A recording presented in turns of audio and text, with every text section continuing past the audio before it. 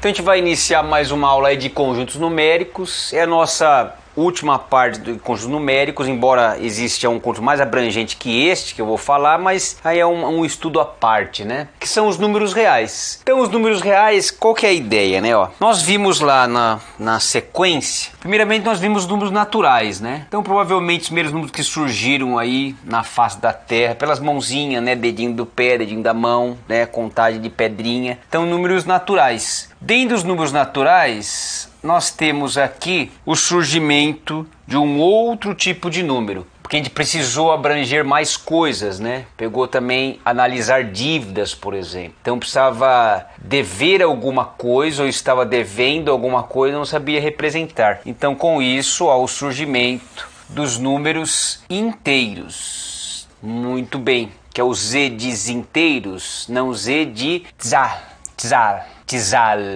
Zahl, que é número em alemão. Aí depois é pouco ainda, sei lá, expansões marítmicas, você tem lá que utilizar números, por exemplo, eu dou um exemplo, mas não foi nesse surgimento, né? Em outro momento induz e outras coisas, mas nós temos aí o surgimento de números quebradinhos que podem ser escritos na forma de fração, que são os números racionais. E aí depois o que acontece?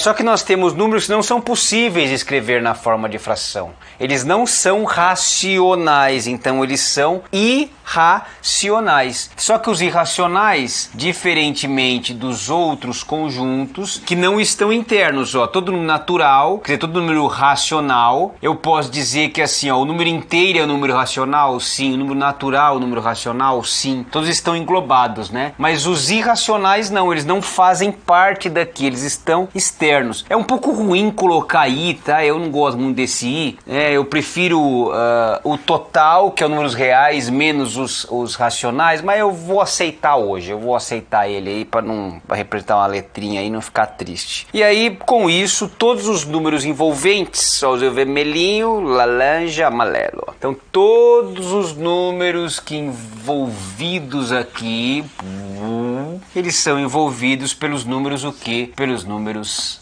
reais. Existe um conjunto mais abrangente ainda, que são o conjunto dos números complexos, mas nós vamos só até aqui referente a conjuntos numéricos nesse momento. Números complexos a gente vai estudar numa outra oportunidade aí. Então vamos lá, aqui a ideia é a seguinte: os números reais são todos os números tirando aqueles de raízes pares negativas, né? Então a princípio, todo o nosso estudo que a gente vai trabalhar dentro da matemática, até um bom certo momento, né, vamos dizer assim, será dentro do mundo dos reais. Vamos ver as especificações dos números reais. Observe que depois de números racionais, todas as especificações são idênticas, porque nós tivemos o máximo lá com números racionais. Então veja, as especificações são, se eu tiver um asterisco, é como se eu retirasse o zero. Então eu vou ter os números reais menos o conjunto formado pelo elemento zero. Se eu tiver um R mais, são os números reais não negativos, o R menos, números reais não positivos. O asterisco, tirei o zero e